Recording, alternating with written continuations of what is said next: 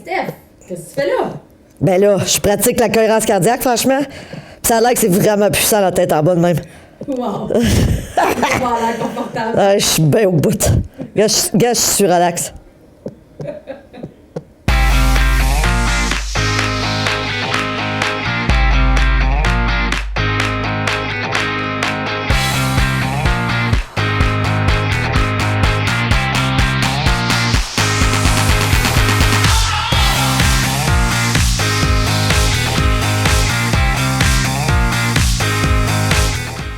Bonjour et bienvenue à Mastef TV, votre télé inspirante. J'espère que vous allez bien. Alors aujourd'hui, tel que promis, je vous parle de cohérence cardiaque avec un expert dans le domaine, une sommité internationale. J'ai le privilège de recevoir aujourd'hui le docteur David Howard, qui est auteur, qui est docteur aussi. Alors, il a écrit plusieurs livres. Je vous le présente tout de suite, puis on va ensuite regarder ses livres.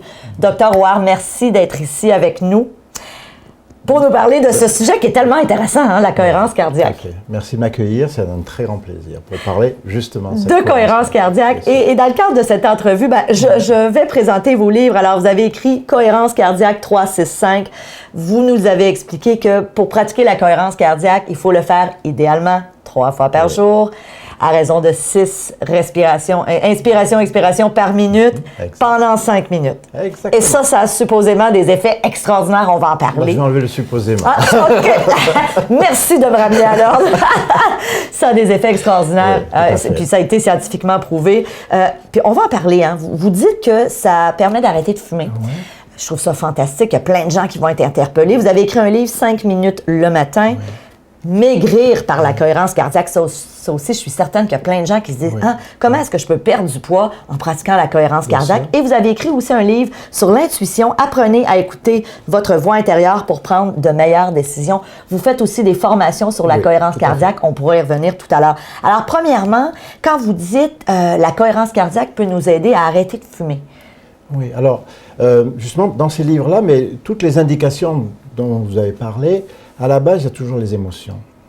C'est-à-dire, nous sommes des êtres émotionnels, et nous sommes des animaux, hein, donc nous sommes animés, et ce qui nous anime, c'est l'émotion.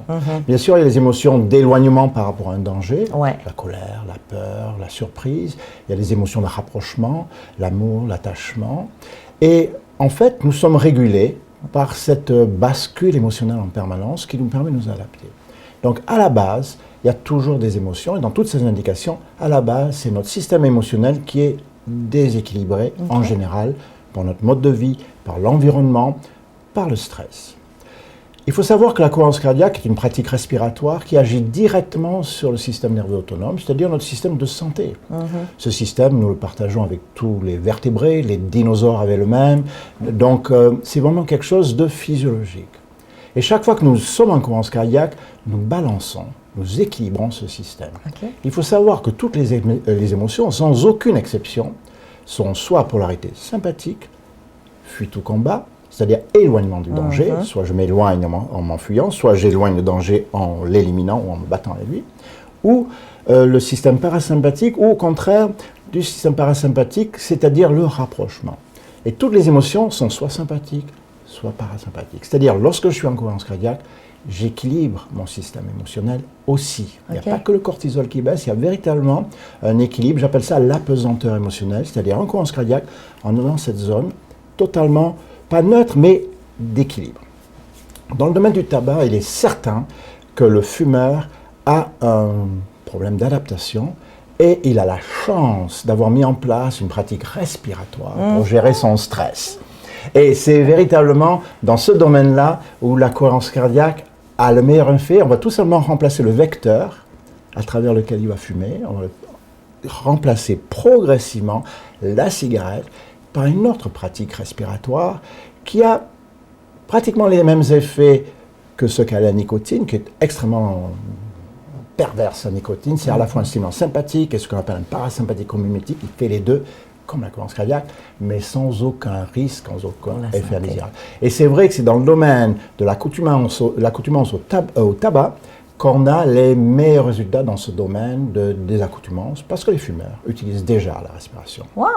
Alors, dans le fond, ce que vous nous dites, parce que votre livre 3-6-5, on doit le faire 3 fois, le matin, idéalement, au réveil, à l'heure du lunch et un petit peu en fin d'après-midi. Oui.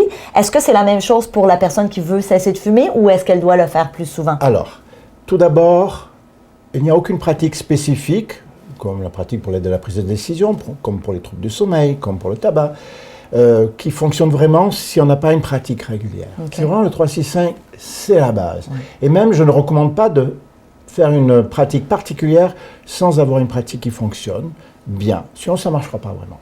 Donc, à la base, il y a toujours le 3-6-5, quelle que soit l'indication. Okay. Puis après, chez le fumeur, par exemple, on va utiliser une technique comportementale, parce que je suis médecin de médecine générale, mais je suis un diplôme universitaire de psychologie cognitive et comportementale. Et c'est ça qui m'a attiré dans la cohérence cardiaque. C'est-à-dire, chaque fois que le fumeur a une cigarette en main, ça veut dire qu'il y a eu un déclencheur quelque part. Ça peut être parce que c'est l'heure, parce que le taux de nicotine a baissé, parce que je sens quelqu'un qui fume, parce que c'est avant un repas, avec le café. Donc, j'ai une cigarette en main, ça va déclencher une action, un geste. Je vais respirer 6 fois en une seule minute et je fume quand même. Et ça, c'est important dans la méthode. Cette cigarette-là, c'est trop tard, elle est déjà décidée. Okay. Donc, j'y touche plus. C'est trop tard, je la fume. Okay. Et on s'aperçoit avec cette méthode extrêmement simple, c'est-à-dire la personne pratique le 3-6-5, à chaque cigarette, il s'aperçoit qu'il a une cigarette en main, 1 minute de respiration, il sait le faire puisqu'il le fait tous les jours. Mais il le fait, la cigarette est allumée? Puis... Non, il allume après. OK, il prend la cigarette, il dit « Oh, il est trop tard, je fais ma minute. » Celle-là, elle est finie. Elle est finie. Elle est fumée. Bon, si la jette... Mais ça marche mieux, parce qu'est-ce qu'on fait? On va associer une situation, un déclencheur. Il y a des personnes qui fument. Je fume lorsque je suis près de quelqu'un, je fume lorsque je suis seul. C'est toujours des déclencheurs émotionnels. Et ça, en thérapie cognitive et comportementale, on cherche le déclencheur. Ouais. Qu'est-ce qui fait que vous fumez à telle circonstance? C'est la même chose pour l'alimentation et pour le surpoids. C'est toujours émotionnel. Et qu'est-ce qu'on va faire? On va intercaler 1 minute de neutralité émotionnelle. C'est-à-dire, avec la répétition de cet exercice respiratoire très simple, 6 respirations en 1 minute, on va petit à petit désensibiliser le fumeur au déclencheur qui a déclenché cette envie de fumer.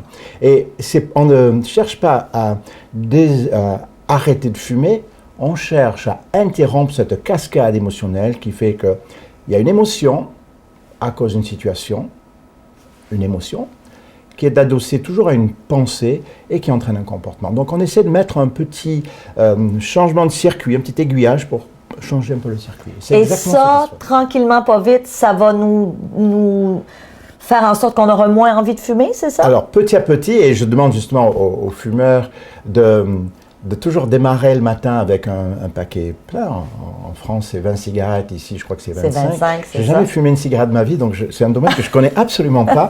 Et de le remplir tous les matins, de partir avec un paquet plein. Ça, c'est le marqueur. Et tous les soirs, on regarde combien il reste de cigarettes. Et c'est la note de la journée.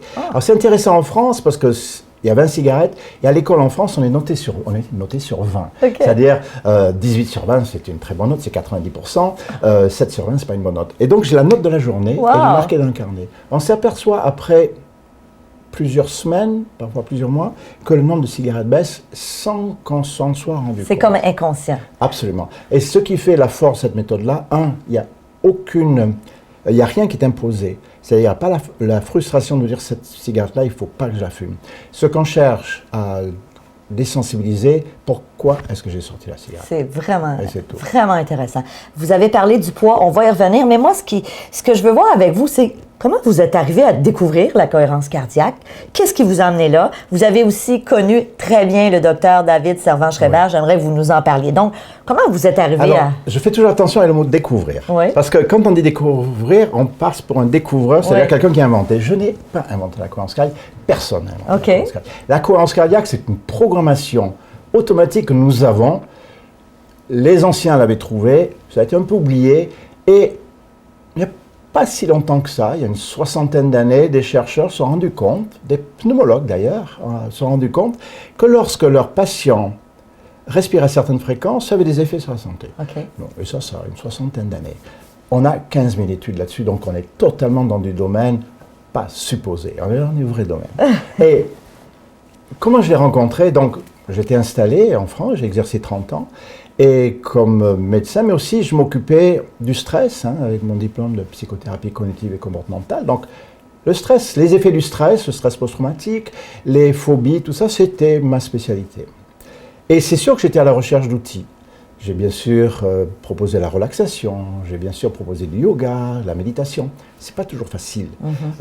J'ai nos clients stressés qui n'ont pas forcément envie d'aller faire cet apprentissage, parfois qui paraît ésotérique, je parle d'il y a 30 ans, donc compliqué, long, rester assis pendant des heures, les jambes en bretzel, à rien faire. Donc, et c'est vrai que je cherchais des outils. Et puis il se trouve que je suis anglophone, puisque je suis né ici au Canada, de langue anglaise, et à un moment, une société avait besoin de traduire des documents sur un outil qui s'appelle la cohérence cardiaque, et qui s'appelle, en anglais, ça s'appelle pas la cohérence cardiaque. Et je ne sais pas comment ils ont mes références en tant que médecin, qui travaillait dans le domaine des émotions et qui parlait et écrivait en anglais. Voilà. Donc c'est un pur hasard auquel je ne crois plus, de toute façon. Non. Donc ça a été comme ça. Donc j'ai eu un logiciel, c'était un prototype, donc c'est avant que ce soit installé en France, tout ça. Et j'ai immédiatement vu, avec mes lectures aussi, parce qu'il y a beaucoup de choses publiées, et on n'est pas au courant de tout ce qui se passe. Parce qu'en fait, on utilise de l'air, c'est totalement gratuit, c'est quelque chose qui est extrêmement simple, c'est très simple la cohérence cardiaque, c'est trop simple. Et donc j'ai mis en place chez mes clients, et au cours d'une conférence sur la cohérence cardiaque et la gestion du poids, j'ai rencontré David Servan-Schreiber, et il était en train d'écrire son premier livre qui s'appelle « Guérir le stress, l'anxiété et la dépression sans médicaments ni psychanalyse ».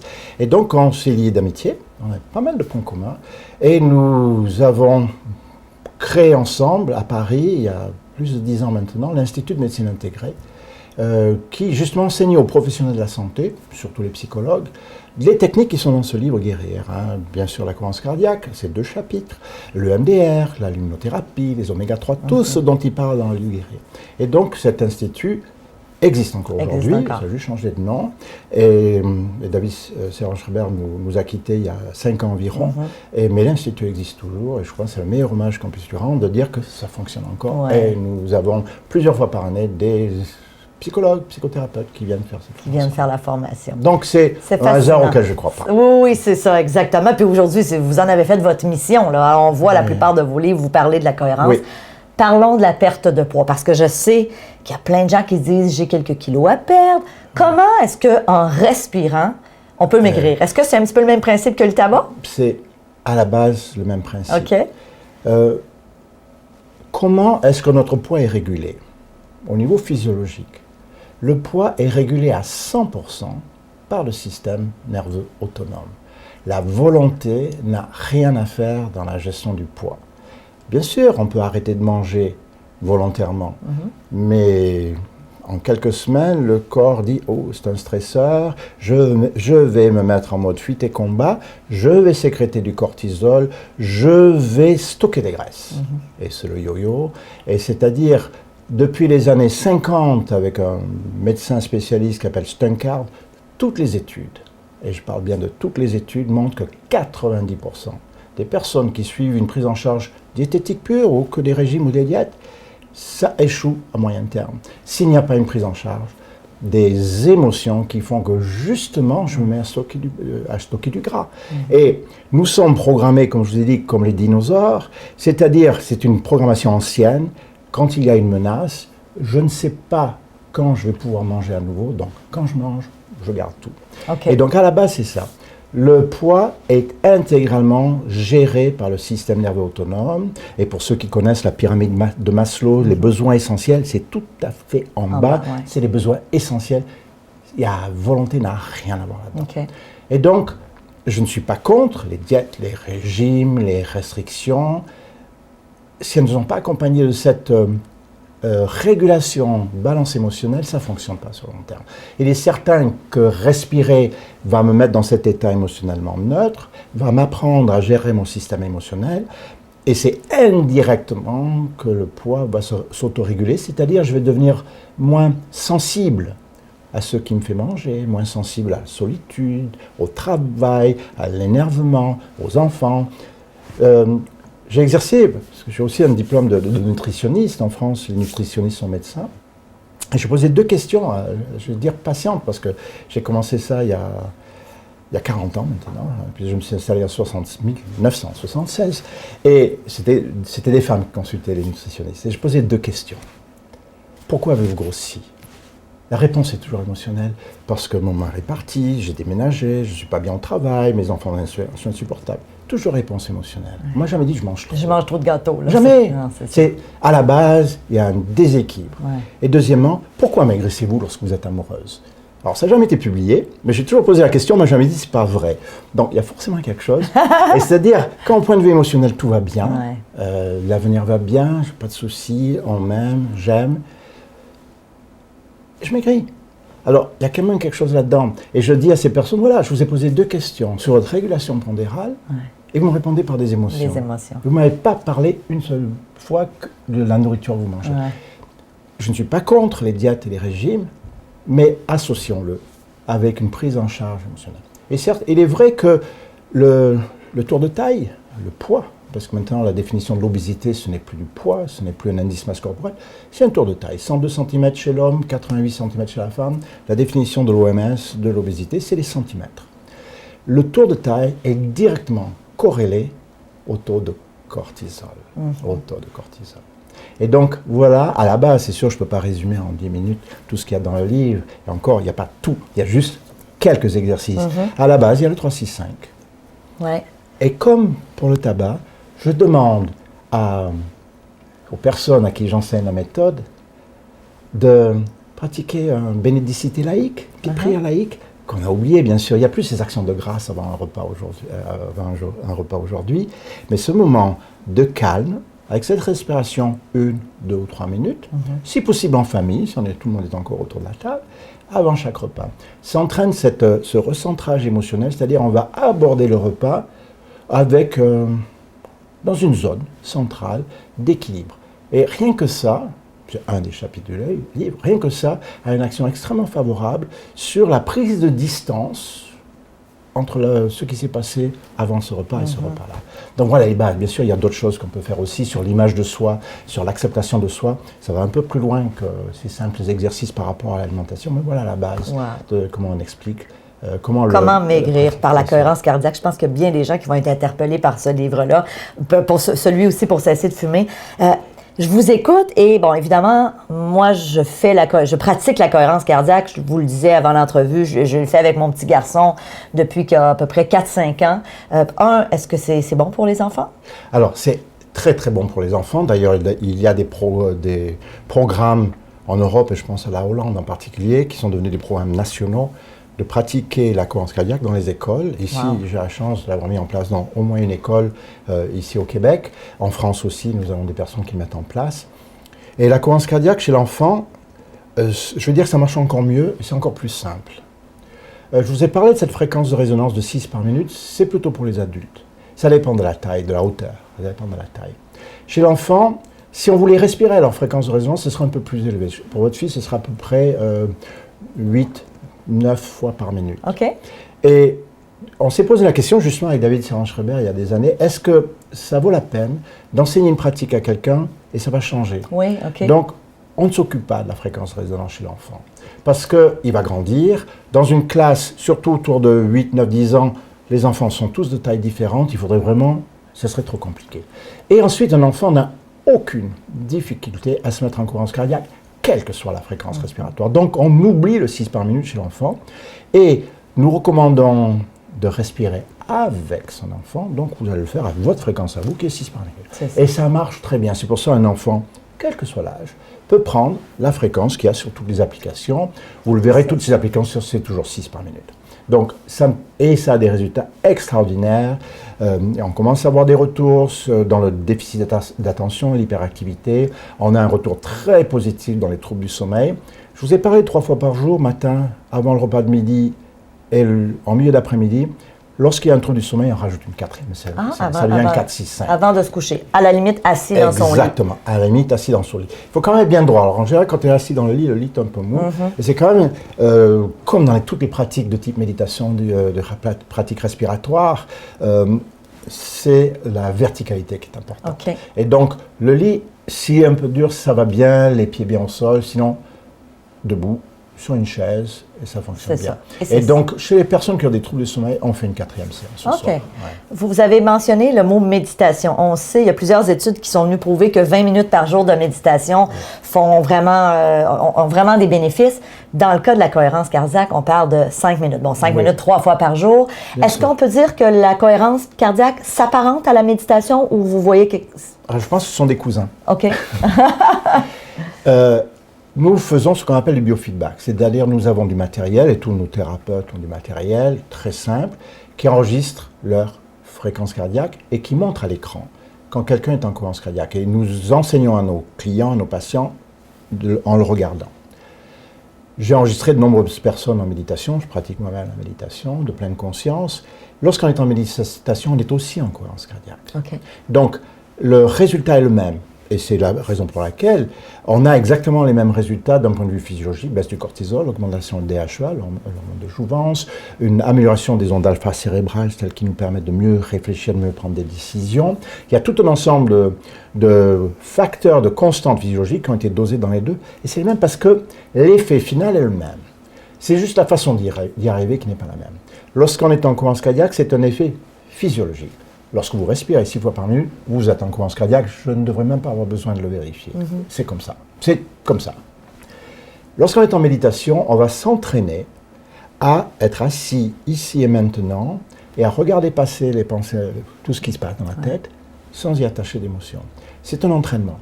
Ça prend du temps à justement m'entraîner à ne pas m'attacher à cette pensée. On laisse passer comme un nuage dans le ciel. Ça prend du temps et ça met plus de temps. Mais à la sortie, c'est la même chose. C'est-à-dire, lorsqu'on fait la respiration, c'est ce qu'on appelle une induction respiratoire de la cohérence cardiaque, qui est physiologique. Lorsqu'on est en méditation, c'est une induction cognitive. C'est-à-dire, en pensée, je me mets dans cette apesanteur émotionnelle. C'est par la pensée, en fait, l'absence de pensée. Et donc, c'est la même chose par deux entrées différentes. J'ai donné plusieurs conférences et où le thème était la cohérence cardiaque comme première étape vers la méditation. Et je crois vraiment, pour quelqu'un qui ne pratique pas la méditation, je recommande commencer par la cohérence cardiaque. Vous allez voir que le passage vers la méditation va se faire en douceur. Je veux dire, vous allez avoir envie de faire plus de 5 minutes. Vous allez avoir envie d'y ajouter les pensées intrusives. Justement, nous avons limité à 5 minutes. Lorsque nous avons mis en place les protocoles, nous avons été avec David Servan-Schreiber les premiers à mettre en place des formations de cohérence cardiaque en France. Et nous avons voulu limiter à 5 minutes pour faire une différence entre la cohérence cardiaque, tout le monde peut le faire, et la méditation, ça met des semaines ou des mois à y arriver. Ouais. Commencez par la cohérence cardiaque et ça va se faire en douceur, la transition. Vous allez pouvoir passer à 10 minutes. Les pensées peuvent passer, vous y attachez pas l'importance. Et c'est ce qui est arrivé pour moi, ce qui est arrivé pour mes clients. J'ai pratiqué 30 ans, 4 générations de clients. Et beaucoup d'entre eux, je pense la moitié à qui j'ai enseigné la cohérence cardiaque, parce que je l'ai proposé à tous mes clients, la moitié d'entre eux sont passés presque sans le faire exprès à la méditation. À la méditation. C'est la même chose, le résultat est le même, c'est la façon d'y arriver qui n'est pas la même. C'est ça. Ouais. Et évidemment, bon, votre livre 365, je comprends que c'est pour des gens qui n'ont jamais pratiqué la cohérence. Est-ce que quelqu'un qui écoute ça pourrait se dire, ben moi, je veux être toujours en cohérence cardiaque, donc je vais faire ça... Erreur, OK. La cohérence cardiaque est un état particulier. La cohérence cardiaque nous met dans une apesanteur émotionnelle. Les 5 minutes, vous êtes en neutralité. Ce n'est pas souhaitable pour la survie, la mienne ou l'espèce. Imaginez toute la journée sans peur, sans colère, sans honte, sans dégoût, sans surprise, sans joie, des robots, aucune adaptation à l'environnement. Et donc ce serait dangereux. Notre espèce, et puis tous les vertébrés ont survécu parce qu'ils avaient un système d'adaptation. Ils ont survécu parce qu'ils avaient de la colère, ils ont survécu parce qu'ils avaient de la honte, ils ont survécu parce qu'ils avaient de la peur. C'est ça qui a fait qu'on est encore là aujourd'hui. Donc, allez nous mettre 24 heures sur 24, c'est la même chose avec les monastères. Je veux dire, la prière, par exemple. La prière est un état particulier dans lequel on se met, qui nous rend une certaine bulle de protection. Je ne suis pas certain que la vie d'un monastère soit la vie pour laquelle on a été programmé. Ouais. Par contre, on va prier, si on y croit, pour le moment où on n'est pas en prière. C'est-à-dire on va avoir une pratique de courte durée qui va me protéger, qui va m'accompagner quand je ne suis pas en prière. Ouais, c'est la même chose. La cohérence cardiaque continue, d'abord, elle est impossible. C'est la même chose que d'arrêter de respirer. Je peux arrêter ma respiration. Je ne peux pas me suicider en arrêtant. Non, ça ne marche pas. Parce qu'au bout d'un moment, le système nerveux autonome automatique, dont le seul but c'est de me garder en vie, va prendre le dessus. Okay. C'est la même chose pour les régimes. C'est la même chose pour la cohérence cardiaque. Après une vingtaine de minutes, il est très difficile de rester en cohérence cardiaque. Okay. C'est juste bon, ça suffit. Oui, parce que quelqu'un qui exagère là, ou qui aurait tendance à... C'est de la méditation après. Okay. Donc, il faut se forcer par l'entraînement à ne pas attacher une émotion à ses pensées. Et à un moment, le corps reprend. C'est ça. Et tant mieux. Et vous dites, bon, je le fais le matin, c'est bon pour environ 4 heures. À peu près. Donc, est-ce que ça veut dire que j'ai pas intérêt, mettons, à dire je le ferai une fois à l'heure? Ah, ça, ce serait possible. Ça serait correct. Dans ce cas, on peut même réduire les séances. Oui, c'est possible. Okay. On a mis le 3 fois par jour, 6 respirations par minute pendant 5 minutes. C'est un compromis. Oui, que ça soit accessible. Le 6, c'est pas compromis. Le 6, si vous ne respirez pas 6 fois par minute, vous n'êtes pas en cohérence. C'est ça. Vous l'êtes par la méditation, par autre chose. C'est pas négociable. C'est ça. C'est cohérence cardiaque respiratoire, c'est 6, et ça, on ne peut pas le changer. C'est ça. Encore, quand je dis 6, ce n'est pas 6.00, c'est entre 5,5 et 6,5. Oui. On a une certaine marge de tolérance. Mais on pourrait faire 4, on peut faire 5. Le problème, c'est que dès qu'on multiplie les séances ou les consignes, si on est thérapeute, il y a de moins en moins de gens qui le font. C'est ça. Et le problème, et à mon avis, le seul problème de la cohérence cardiaque, c'est les gens arrêtent. Ils arrêtent. Donc, le 3-6-5, c'est le minimum qui marche. Et je ne recommande pas au début de faire des séances plus longues. On pourrait dire 10 minutes, parce que si la personne qui le fait n'a pas d'entraînement à la cohérence cardiaque, les pensées intrusives vont arriver, c'est vers 5 minutes. Et ils vont commencer à dire qu'est-ce qu'on va manger demain, et puis il y a ma belle-mère qui vient ce week-end, et puis tout ça, c'est les stresseurs. Exact, voilà. Tout à fait. Voilà. C'est tellement intéressant. Écoutez, je trouve ça fascinant. Vous faites des formations. Oui. En ligne. J'aimerais ça que vous nous en parliez. Alors, les gens qui nous écoutent et qui disent, moi, j'ai envie d'aller plus loin avec le docteur Houard, qu'est-ce qu'on peut faire? C'est tout à fait possible. Alors, effectivement, depuis 10 ans, je donne des formations professionnelles. Donc, je forme plus de 2000 personnes, médecins, psychologues, psychothérapeutes, mais diététistes, coachs, sophrologues, hypnothérapeutes. Ça, c'est les formations professionnelles qui existent en ligne et en présence. Et depuis 2 ans maintenant, nous avons créé une petite formation de 3 heures, un peu plus de 2 heures, et puis nous l'augmentons aussi, pour monsieur, madame, tout le monde qui veut commencer la cohérence cardiaque. Tout ce qu'on a dit est dedans, tout ce qui est dans le 3-6-5 y est, mais expliqué en vidéoformation. Wow. Donc c'est totalement disponible. Pour l'instant en français, nous l'avons été en anglais aussi maintenant. Génial. Voilà. Écoutez, je veux vous remercier parce que je sais pertinemment qu'il y a plein de gens qui ont découvert ça aujourd'hui avec vous. Comment maigrir, comment arrêter de fumer, comment être plus zen, comment aussi inviter vos enfants à le faire. Je pense que c'est quel cadeau. Faites-le avec les enfants. Ouais. Ça a été publié. Un nourrisson de 4 semaines ou de 4 jours, vous ne pouvez pas lui respirer avec moi, c'est pas possible. Vous le prenez et vous mettez vous en cohérence cardiaque. Il y a une synchronisation qui se fait aussi, explicable, qui a été expliquée. Ça existe aussi. Et il faut savoir aussi, vous m'avez dit merci, l'émotion, le sentiment qui augmente le plus, ce qu'on appelle l'amplitude de la variété cardiaque, la cohérence cardiaque, c'est la reconnaissance et la gratitude. Lorsqu'on est en cohérence cardiaque, et si on y ajoute ce sentiment de gratitude, quelqu'un à qui on aimerait dire merci, vivant, décédé, réel, imaginaire, ça peut être un dieu, ça peut être une icône, ça peut être quelqu'un qu'on a aimé, quelqu'un qu'on admire. Ajouter ce sentiment de reconnaissance, de gratitude, augmente l'état de cohérence cardiaque. Et c'est pour ça que je recommande ce bénédicité laïque avant les repas, parce qu'on se met encore plus en cohérence cardiaque, ne serait-ce de dire merci pour les aliments qu'on va manger. Mais la religion l'avait trouvé avant ça déjà. Tout à fait. Oui, on réinvente rien, mais on fait juste redire aux gens, oubliez pas ça. J'ai une dernière question parce que là, vous m'avez amené ailleurs, puis je trouve ça intéressant. Est-ce qu'on peut Parce que moi, souvent, quand je veux me mettre dans un état de reconnaissance, je vais écouter une musique ou des musiques qui m'amènent dans ces belles émotions. Est-ce que je peux pratiquer la cohérence cardiaque en écoutant Bien une sûr. musique? Oui. Et des études ont d'ailleurs été faites pour savoir quels étaient les compositeurs qui donnaient la meilleure cohérence cardiaque. Mozart arrive en tête chaque. Mais il faut aimer Mozart. Donc, il faut aussi qu'il y ait le côté agréable. Oui. Il est certain qu'on peut être en cohérence cardiaque. L'idéal, c'est quand même de se rapprocher d'un thérapeute qui a du matériel pour le tester. Ouais. Parce que c'est pas parce que j'aime que cela me donne forcément, que ça met forcément physiologiquement en cohérence cardiaque. Donc c'est bien de le tester, on le fait, on a le matériel pour ça. Mais effectivement, les musiques douces, plutôt apaisantes, associées à la cohérence cardiaque, sont totalement possibles. Ouais, bien sûr. Merci infiniment. Évidemment, si vous avez envie d'aller plus loin, vous pourrez prendre l'information sur les formations du Dr David Roy. Merci. Je remonte à nouveau Maigrir par la cohérence cardiaque, le livre 365 dont on a abondamment parlé. Votre livre aussi, Intuition. Il faudra que je vous réinvite pour parler de l'intuition. Alors là, je suis intarissable. Ah oui, on se refait un rendez-vous 5 minutes le matin et je ne veux plus fumer grâce à la cohérence cardiaque. Merci du fond du cœur. Merci beaucoup. Et on se dit à la prochaine. Toute ma reconnaissance. Oui, gratitude. Pour les gens de Mastef, merci de votre confiance. Je vous aime et pratiquez la cohérence cardiaque. Exactement. Salut. Merci, au revoir.